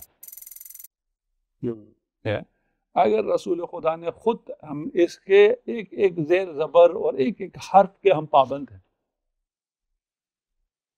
کیوں پابند ہیں؟ اس لیے پابند ہیں کہ یہ خدا کا کلام ہے نا۔ یہ آپ سنت میں اتنے پابند نہیں ہو سکتے۔ سنت میں آپ کو دیکھنا پڑتا ہے کہ یہ نقل کیسے آئی ہے، وہ نقل کیسے آئی ہے، یہ روایت کیسے آئی، وہ روایت کیسے آئی، اس کا قرآن سے تعارض ہے یا نہیں ہے، اس کا باقی سنت متواترہ سے تعارض ہے نہیں، سب چیزوں کو پرکھنا پڑتا ہے، سب چیزوں کو دیکھنا پڑتا ہے۔ تو قرآن بھی وہ ہے جو عصر رسول سے آئے، سنت بھی وہ ہے جو عصر رسول سے آئے۔ اگر عصر رسول سے کسی چیز کو آپ ڈسکنیکٹ کر دیں، اس چیز کی حیثیت، اس چیز کی قیمت صفر ہو جاتی ہے، اس کا پھر مقایسہ نہیں کیا جاتا کہ آپ کہیں جناب اس فقہ اور اس فقہ کے امتیازات کیا ہیں۔ کوئی امتیاز کیا یہ فقہ ہی نہیں ہے، فقہ وہی ہے، اس کے علاوہ نہیں ہے۔ اچھا، اس مقدمے سے ہم کہاں آنا چاہ رہے ہیں؟ عصر رسول کے بعد دو سٹریم چلی ہیں، ایک مکتب اہل بیت چلا، ایک مکتب خلفاء چلا۔ مکتب خلفاء میں کیا ہوا؟ حدیث کے ساتھ پھر ایک لمبی کہانی ہے، تو اس میں لوگ اتنے آسانی سے یہ باتیں مانتے نہیں ہیں، موجود ساری اہل سنت کتابوں میں ہے، کوئی اختلافی بات ایک بھی نہیں کروں گا۔ یعنی آپ نے یہ دیکھا ہوگا کہ ہم جب بات کرتے ہیں تو ہم 100% اہل سنت منابع سے اپنا موقف ثابت کر دیتے ہیں، 100%، جبکہ یہ محالات میں سے ہے۔ بھئی میرا موقف میری کتاب سے ثابت ہوگا، میں اگر ایسا چیلنج آپ کو دے دوں کہ آپ اپنی باتیں 100% ہماری کتابوں سے ثابت کریں، 100% کیا 2% بھی ثابت نہیں ہوگا. وہ آپ کہیں گے ہو ہی نہیں سکتا بھائی, تمہاری کتاب سے میری بات کیسے ثابت ہوگی. لیکن یہ اب اس کو میں کوئی زیادہ وہ نہیں بولنا چاہتا. یہ اہل بیت کا اعجاز ہے. اہل بیت کا اعجاز, احسنت جزاکم اللہ, یہ ان کا اعجاز ہے, ہماری کوئی اس میں حیثیت ہی کوئی نہیں. جو فقہ رسول خدا کے بعد حدیث پہ پابندی لگی, حدیث جلائی گئی, حدیث کو ممنوع قرار دیا گیا, حدیث تدوین نہیں ہوئی, حدیث نقل نہیں ہوئی 100 سال, یعنی کہ لکھی نہیں گئی ہے, آپ نشر کر سکتے ہیں سینہ بے سینہ. آپ اس کے لیے ہونا کیا چاہیے تھا؟ ہونا تو یہ چاہیے تھا کہ سسٹم کی طرف سے, ریاست کی طرف سے اس کا اہتمام ہونا چاہیے تھا. وہ حدیث بعد میں فیبریکیٹ ہوئی ہے. انی تارکم فیکم الثقلین کتاب اللہ و سنتی. بھائی سنتی ہوتا تو پھر کوئی انسٹیٹیوشن قائم ہونی چاہیے تھی کہ بھئی سنت کو بھی محفوظ کرو. قرآن اور سنت چھوڑ کے گئے ہیں تو سنت کو یکسر ریجیکٹ کر دیا گیا. اچھا, یعنی اگر آپ یہ کہہ رہے ہیں کہ اگر یہ روایت صحیح ہے, حضور نے فرمائی ہے, تو پھر اس زمانے میں سنت مدون ہوتی, اہتمام ہوتا. اس زمانے میں تو بقول ان کے قرآن بھی مدون نہیں ہے. ہم نے اسی لیے پہلے اس کو حل کیا ہے. اچھا, میں جو ادھر سے میں نے شروع کیا اس کی وجہ یہی, ٹھیک ہے نا. قرآن ہی مدون نہیں ہے تو سنت کا اور قرآن کا آپس میں میل جول کیسے کرتے ہیں؟ کیا میل جول کیا؟ یعنی یہ جو کہتے ہیں کہ دونوں ایک ساتھ, دونوں چھوڑی ہیں حضور نے فرمایا کہ تم کبھی گمراہ نہیں ہوگے, تو میں 2 چیزیں چھوڑ کے جا رہا ہوں, قرآن اور سنت. تو جب قرآن ہی جمع نہیں ہے, سنت تو پھر بعد کی بات ہے نا, وہ تو مدون ہوگی نہیں. قرآن بھی نہیں ہے, یہ تو نہیں ہو سکتا. میں یہی کہہ رہا ہوں نا, یہ نہیں ہو سکتا کہ رسول خدا فرمائے میں قرآن چھوڑے جا رہا ہوں اور اس وقت یہ قرآن جب انہوں نے آپ فرض کر لیے 10 سال بعد, 5 سال بعد, 8 سال بعد, ابھی مجھے ایگزیکٹ ذہن میں نہیں ہے کتنے سال, 2-4 سالوں کی بات ہے. 4 سال تک باقی صحابہ کیا کریں؟ قرآن تو مدون ہی کوئی نہیں ہے, میرے پاس ہے ہی نہیں قرآن. میں کوئی پیچھے پھرتا رہوں گا. آپ کو چند جو یاد ہیں, دوسرے کو اس وقت راوی بھی نہیں تھی کہ اس طرح کے حافظ ہوتے. وہ بھی جا کے حضرت عمر کے دور میں کہیں جا کے بدعت حسنہ کہتے ہیں اسے, تراوی بھی نہیں تھے, اس قسم کے حافظ بھی نہیں تھے. خود حضرت عمر کو کتنا قرآن حفظ تھا وہ بھی موجود ہے. تو پھر میں کیا کرتا, کیسے تمسک کرتا قرآن سے؟ ہے ہی نہیں. محال ہے بھائی. رسول خدا کسی ایک دن کے لیے, ایک لہجے کے لیے بھی, ایک آدمی رسول خدا کے بعد 5 منٹ زندہ رہا ہے, 5 منٹ بعد مر گیا, اس کے لیے امکان ہی نہیں تھا. نہ وہ سنت سے تمسک کر سکتا ہے اس لیے کہ سنت ممنوع ہے, نہ وہ قرآن سے تمسک کر سکتا ہے اس لیے قرآن مدون ہی نہیں ہے. اچھا رسول ہے.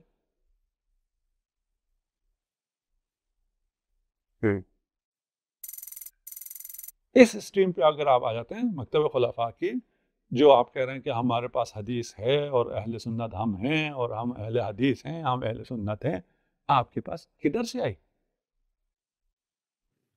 آپ اس کے اہل کیسے بن گئے؟ آپ کے پاس تو ہے ہی نہیں. آپ کی تاریخ تو یہ ہے. ابھی اس میں مجھے زیادہ اصرار نہیں ہے. نہیں, یہ حقیقت ہے, اس میں کوئی ایسی کوئی بات نہیں ہے جس میں ہم کہیں کہ ہمیں کوئی سر جھکانے کی یا شرمندگی ہوگی. خلفاء نے منع کیا تھا مطلب حدیث لکھنے سے. شرمندگی تو بہت ہونی چاہیے. اگر مجھے ایسی سچویشن سامنے آ گئی تو میں تو سر نہیں اٹھاؤں گا. نہیں, مطلب ہم یہ کہتے ہیں کہ اس میں وہ قرآن مجید کی تدوین کے زمانے میں خود حضور نے منع فرمایا تھا کہ کہیں دونوں آپس میں مکس نہ ہو جائے نا. کوئی ایسی چیز روایت نہیں, ایسی کوئی چیز نہیں ہے. لا تکتب عنی ہے, لا تکتب عنی شیئا یہ ہے, لیکن یہ نہیں ہے فی زمن تدوین القرآن, کہیں بھی نہیں ہے. یہ ابھی آپ کے ذہن میں آیا ہے. یہ آپ کے بزرگوں کے ذہن میں ایسی روایت گھڑنا نہیں آئی ہے.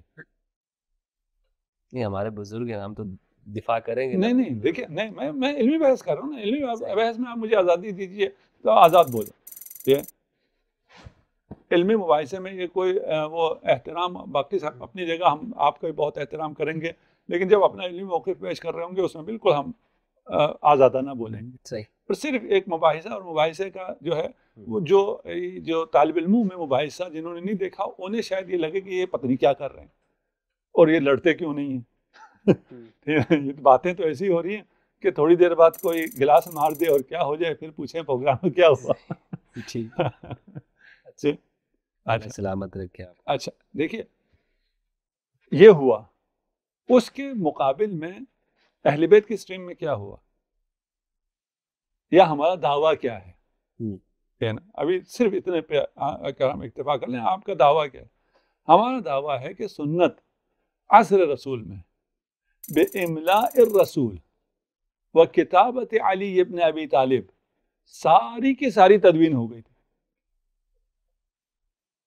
ہمارے پاس کوئی ایسا موقف نہیں ہے کہ حدیث تدوین نہ کرو، یہ حدیث قرآن کے ساتھ خلط ہو جائے گی. وہ کیسے خلط ہو جائے گی؟ یہ اعجاز ہے، قرآن کے ساتھ کوئی چیز خلط نہیں ہو سکتی ہے، تو ابھی ہو جانی چاہیے نا. آج آپ کسی بچے سے کہتے ہیں قرآن اور سنت دونوں حفظ نہ کرو نہیں تو خلط ہو جائے گا، یہ آج کل کے بچے سے خلط نہیں ہوتا. اس زمانے کے عرب جو اس اعجاز کو جانتے تھے، پہچانتے تھے، اور اس وقت فصاحت و بلاغت اپنے اوج پر تھی، اسی لیے قرآن کا معجزہ فصاحت و بلاغت بھی ہے اور وہ معانی بھی ہیں. صرف یہ فصاحت و بلاغت صرف نہیں ہے، وہ ہمارے جو الہات کی ہم نے آبحاث کی تھی اس میں جو قرآن کی طرف مشکلات ہیں، اعتراضات ہیں، ان کو ہم نے بحث نہیں کی. وہاں یہ آبحاث بڑی آتی ہیں اور اس پہ بڑی گفتگو ہے. محال ہے آج کا کوئی بچہ خلط نہیں کرتا ہے. اس وقت اصحابی کا نجوم، وہ نجوم خلط کر دیں گے، انہیں قرآن و حدیث کا فرق پتہ نہیں چلے گا. یہ کیسے ممکن ہے؟ یہ اہانت ہے، توہین صحابہ کا پرچہ ہونا چاہیے جو ایسی باتیں کرتے ہیں. اچھا دوسری اسٹریم کیا ہے؟ دوسری اسٹریم یہ ہے کہ رسول خدا وہ سنت جو امت کے کام کی ہے وہ ساری کی ساری خود لکھوا رہے ہیں. لکھنے والا باب مدینۃ العلم ہے، لکھوانے والا مدینۃ العلم ہے. وہ کتاب تدوین ہوتی ہے، اسے کتاب علی کہتے ہیں، جفر جامع کہتے ہیں. وہ کتاب ائمہ کے پاس ہے، دسترس میں ہے، امت کے لیے ہے، لیکن امت کی طرف سے پابندی ہے، بیان نہیں کر سکتے. پابندی تھی، اس میں تو کوئی شک نہیں ہے نا. پابندی کی وجوہات بیان کرتے ہیں نا آپ. ہم نے تو وجوہات کو کہا کہ یہ وجہ، پابندی کی یہ وجہ نہیں ہے. پابندی کی کیا وجہ ہے وہ پھر مناظرہ ہو جائے گا، ذہن چلائیں، سب کے ذہن میں آ جائے گا. کوئی ضروری نہیں ہے شیعہ ہو کیا ہو، ٹھیک ہے. صرف وہ جمود کو توڑ کے، تقدیس کو توڑ کے، ایک طالب علم کے طور پہ، ایک ریسرچر کے طور پہ سوچنا شروع کرے، تاریخ کو پڑھنا شروع کرے، باتیں واضح کھلتی چلی جائیں گی. امیر المومنین کے پاس ساری سنت مدون موجود ہے. وہ مدون سنت پھر اہل بیت میں آگے چلی ہے. اہل بیت میں چلتی ہوئی جب اہل بیت کو موقع ملا، بنی امیہ اور بنی عباس کے اس درمیانی فاصلے میں جب اہل بیت کو موقع ملا، اہل بیت میں کسے موقع ملا؟ امام جعفر صادق علیہ السلام کو اور امام محمد باقر علیہ السلام کو جب اجازت ملی، اس سے یہ حدیث لوگوں تک پہنچنا شروع ہوئی. محفوظ ہے، محفوظ ہاتھوں میں ہے. یعنی آپ کا کہنا یہ ہے کہ سب کچھ دین جو ہے یہ خود رسول اللہ کے زمانے میں اہل بیت نے جمع کیا تھا، امام علی نے جمع کیا تھا، یہ آپ کا دعویٰ ہے؟ ہمارا دعویٰ یہ ہے کہ اگر ایسا نہ ہو تو آپ زحمت نہ کریں کسی بھی چیز. ہمیں سب کچھ رسول سے ملے گا، سب کچھ وہیں ہونا چاہیے تو آپ کو ملے گا. رسول ایسے ہی چھوڑ گئے ہوں اور جس کو بعد میں امت نے بیٹھ کے اتنا اختلاف کرنا ہو تو اس میں سے کچھ ملے گا آپ کو، اس میں سے آپ کو کچھ نہیں ملے گا. رسول جب فرما گئے ہیں جی تو پھر رسول کی حدیث بھی، اور رسول نے جو قرآن ہم تک، قرآن رسول نے ہی پہنچایا ہمیں، تو کسی نہ ہم نے جبرائیل کو دیکھا ہے نہ ہمارے پاس کوئی اور سورس. تو یہ دونوں رسول ہی سے ہمیں ملتا ہے، اور رسول سے ملنے کا واحد سورس فقہ آل ہے، اہل بیت. یہ رسول نے خود بھی فرمایا ہے، عملاً بھی پتہ ہے. کوئی ایسا عالم جو اہل بیت کے مقابلے میں جیسے عالم کہا جا سکتا ہو تاریخ اسلام میں نہیں آیا ہے.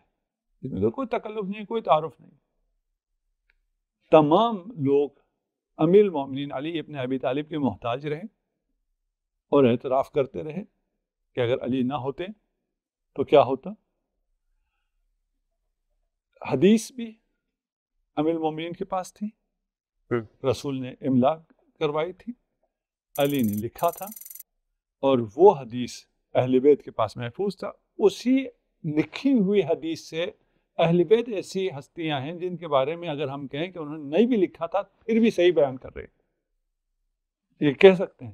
بالکل. لیکن ہم 1,00,000 لوگوں کے لیے نہیں کہہ سکتے کہ یہ 1 لاکھ لوگوں نے لکھا بھی نہیں، رہے بھی نہیں، ان کا فل ٹائم یہ ہے بھی نہیں، ترجیحات بھی ان کی یہ نہیں، اور وہ جو بھی کہہ رہے ہیں وہ سب صحیح ہے، یہ نہیں کہہ سکتے۔ یعنی وہ جو قیاس کر رہے ہیں اس کے اوپر کوئی سند نہیں ہے، کون سی جو دیگر لوگ قیاس کر رہے ہیں اس کے اوپر ہم سند نہیں کہہ سکتے کہ یہ کوئی سند بن سکتی ہے ہمارے لیے۔ اہل بیت کے علاوہ اگر کوئی شخص قرآن میں استنباط کرتا ہے یا قرآن میں استنباط تب کر سکتا ہے جب قرآن رسول سے ملا ہو۔ اگر وہاں بھی آپ کوئی اور کہانی لے کے آ جائیں تو وہ قرآن میں استنباط سے بھی رہ جائے گا۔ ابھی کر سکتے ہیں اس لیے کہ قرآن ہمیں رسول سے ملا ہے، رسول سے ملے ہوئے قرآن سے آپ استنباط کر سکتے ہیں، اہل بیت سے ملی ہوئی حدیث سے آپ استنباط کر سکتے ہیں، اس لیے کہ حدیث کا دوسرا راستہ تو بند ہو گیا تھا، ہے ہی نہیں۔ کوئی راستہ ہو تو مقایسہ ہو نا کہ بھئی یہ والی حدیث لیں یا یہ والی حدیث لیں، یہ حدیث بند ہے۔ اس کے بعد ایک پروگرام آپ نے ڈاکٹر صداقت صاحب کے ساتھ کیا، وہ جو اس میں وہ کہہ رہے تھے کہ رافضیوں کا فیضان ہے اور 16,000 18,000 فگر دے رہے تھے، کہ وہاں بھی سوال یہ ہے کہ اس وقت علماء کو ایسی کیا مجبوری پیش آ گئی کہ آج تو وہ رافضیوں کی کوئی بات سننے کو تیار نہیں ہے، ان سے کچھ لینے کے لیے تیار نہیں ہے، ان کی کتابوں کو اپنے کتاب خانوں میں رکھنے کے لیے تیار نہیں ہے۔ اس وقت ایسا کیا ہو گیا تھا کہ اتنی حدیثیں رافضیوں سے لے لی؟ سوال مجھ سے پوچھا جی میں آپ بتا دیجئے، میں بھی جواب دے دوں، سب کو ویسے ہی سمجھ میں آ جانا چاہیے اس کا جواب۔ میں تو یہ سمجھا ہوں حضرت کہ چونکہ باقی سب نے تو منع کیا تھا نا حدیثیں لکھنے کا، تو حدیثیں صرف رافضیوں کے پاس ہی تھی، یعنی ان لوگوں کے پاس جو امام علی کے شیعہ تھے ان کے پاس حدیثیں لکھی ہوئی تھی، باقی کسی کے پاس حدیثیں موجود نہیں تھی۔ اس لیے جب بعد میں بخاری اور احمد بن حنبل یہ لوگ مجبور ہوئے انہوں نے وہاں سے دین لینے پہ، اس کے علاوہ نہیں تھا نا، تھا ہی نہیں، وجود ہی نہیں تھا۔ وہی تھا۔ تو اس لیے اگر آپ کہتے ہیں کہ فقہ الآل نہیں ہے تو آپ کے پاس بھی فقہ نہیں ہے، اگر آپ کہتے ہیں حدیث اہل بیت کے سلسلے سے نہیں ہے تو آپ کے پاس بھی نہیں ہے۔ آپ کے پاس جو تھوڑا بہت ہے وہ اسی سرچشمے سے ہے، فیضان روافض ہے، فیضان روافض ہے۔ اب اسی سرچشمے پہ جب آپ کو بلائیں تو آپ کہتے ہیں یہ نہیں ہے۔ اگر یہ نہیں ہے تو آپ کے پاس تو جو اس میں سے چند قطرے پہنچے ہوئے ہیں وہ کہاں سے ہو گیا؟ آپ کہاں سے معتبر ہو گئے؟ آپ کا سارا اعتبار ادھر سے ہے۔ صحیح۔ اچھا یہاں تک تو چلیں، ہمارے ناظرین بھی انشاءاللہ دیکھیں گے حضرت، اور میں یہ سمجھتا ہوں کہ ہماری اس مباحثے سے یا اس ٹاک سے، گفتگو سے بہت سارے سوالات ان کے حل ہوئے ہوں گے انشاءاللہ، یا سوالات پیدا ہوئے ہوں گے، نئے سوالات۔ جیسے میرے ذہن میں ابھی ایک سوال ہی آ رہا ہے کہ اگر ٹھیک ہے اہل بیت کی فقہ ہے اور ہم مان لیتے ہیں صحیح ہے، تو پھر شیعوں میں بھی ہم یہ دیکھتے ہیں کہ یہ لوگ اہل بیت کی تو ڈائریکٹ تو فقہ کی پیروی نہیں کر رہے، یا تو آپ عراق کے مرجع کی پیروی کر رہے ہیں یا ایرانی مرجع کی پیروی کرتے ہیں، تقلید کرتے ہیں نا۔ اہل البیت تو آج موجود نہیں ہے اس طرح جس طرح اپنی حیات کے ساتھ، تو یہ تو آپ نے اہل بیت کو چھوڑ دیا اور غیر معصوم کے اوپر آ گئے، پھر آپ کیسے کہتے ہیں کہ آپ اہل البیت کی پیروی کر رہے ہیں؟ ہم کسی غیر معصوم کی پیروی نہیں کرتے۔ یہ تقلید کرنا پیروی نہیں ہے؟ کوئی غیر معصوم کیا ہے، میں یہ کہتا ہوں اس کے منہ پہ دے مارے، تم ہوتے کون؟ جیسے میں نے پہلے دوسروں کے لکھا ہے وہ یہاں بھی یہی کہوں گا، اگر اہل بیت ہے تو ہے، نہیں ہے تو آپ کون ہو بھائی؟ آپ کے کہنے پہ چلیں ہم، آپ کی پیروی کریں، ہمیں اس کا کہاں سے حکم ہے؟ یہ جو فقہا جن کی ہم تقلید کرتے ہیں، ہمارے کچھ جاہل کہتے ہیں کہ آپ ہم ائمہ کی تقلید کرتے ہیں۔ ائمہ کی تقلید نہیں ہوتی، ائمہ کی پیروی ہوتی ہے، ائمہ کی اطاعت ہوتی ہے، مجتہد کی پیروی نہیں ہوتی، مجتہد کی اطاعت نہیں ہوتی، مجتہد کی تقلید ہوتی ہے۔ صحیح۔ تقلید گلے میں پھندے ڈالنے کو کہتے ہیں، جن بیچارے جاہلوں کو پتہ نہیں ہے تو وہ کہتے ہیں نا کہ ہم ائمہ کی تقلید کرتے ہیں، یہ تو ہم نے ایک پھندا ان کے گلے میں ڈال دیا کہ بھئی میں بجائے اس کے خود بیٹھ کے اپنی ساری زندگی رائے اہل بیت کو نکالوں، آپ میرے طرف سے نکال دیں اور آپ کی اس بات پہ میں بھروسہ کر لوں گا کہ یہ اہل بیت کی رائے ہے، اور وہ پھندا میں نے آپ کے گلے میں ڈال دیا۔ کل کو کوئی مشکل ہوگی میں کہوں گا اس نے مجھے کہا تھا یہ اہل بیت کی رائے ہے، میں نے اس پہ اعتماد کیا تھا۔ اس اعتماد کے بھی پھر وہ ہیں شرائط ہیں. آپ ہر کسی پہ اعتماد نہیں کر سکتے. ہر کسی کے پیچھے نہ نماز پڑھ سکتے نہ ہر کسی کے پیچھے چل سکتے ہیں. اس کو بھی اپنی پوری زندگی کا ایک ٹیسٹ دینا ہوتا ہے. اس کے بعد جا کے وہ مقام افتاح تک پہنچتا ہے. آپ کے احترام کے ساتھ آپ مفتی ہیں جی. آپ فتویٰ دے سکتے ہیں کہ میں آپ سے عمر میں بھی زیادہ ہوں اور عمر میں جتنا زیادہ ہوں اتنا زیادہ میں نے تعلیم حاصل کی ہوئی ہے اور میں نے محنت بھی بہت کی ہوئی ہے, لیکن میں مفتی نہیں ہوں. میں صاحب نظر ہوں, میں نظر رکھتا ہوں, میں درس سے اجتہاد دیتا ہوں, لیکن میں مفتی نہیں ہوں, اس لیے کہ اس جگہ تک پہنچنے میں وقت لگے گا. ہمارے یہاں 2 سال ہے حضرت, پڑھ لیے اور بس آپ مفتی ہیں. ہاں, تو اگر وہ اعتراض آپ ہم پہ کرتے ہیں تو وہ اعتراض آپ کے اوپر بھی آ گیا ہے نا. تو اس لیے تقلید کا مطلب یہ نہیں ہے کہ ہم کسی غیر معصوم کی پیروی کرتے ہیں. نہیں, غیر معصوم کی پیروی ہمارے لیے, ہمارے عقیدے کے تحت غیر معصوم کی پیروی آپ کو سیدھا جہنم لے جاتی ہے. اچھا, ہو ہی نہیں سکتا وہ جنت لے جائے. جنت تو وہ جائے نا جو خود جا رہا ہو. جو خود جنت نہیں جا رہا ہو آپ کو جنت کیسے لے جائے گا؟ اچھا حضرت چلیں یہ بات تو سمجھ میں آ گئی. یہ پھر بتائیں کہ آج پھر اہل بیت سے آپ رہنمائی کیسے لیتے ہیں جو آج کے مسائل ہوتے ہیں؟ جیسے آپ کا یہ ماننا ہے کہ امام مہدی علیہ السلام سے وہ, بلکہ شیعہ لوگ ان کو امام زمانہ کہتے ہیں, امام عصر کہا جاتا ہے. تو امام عصر تو سامنے ہونے چاہیے نا جو اپنی جو رہنمائی بھی کرے. تو غائب امام کے ساتھ آپ کا کیسے رابطہ ہے؟ ہم نماز میں سورہ حمد میں خدا سے کیا مانگتے ہیں؟ اللہ ہدایت عطا فرمائے. کیسے دیتے؟ کون سے رابطہ؟ اللہ کے ساتھ. اللہ تمہارے شرح کے قریب. ہم قریب نہیں ہیں. یہ ساری تقرب اللہ کے لیے کر رہے ہیں نا. اگر ہم بھی اللہ سے اتنے قریب ہو تو بات تو ختم ہو گئی. ہم تو قریب نہیں, ہم تو بہت دور. اللہ قریب.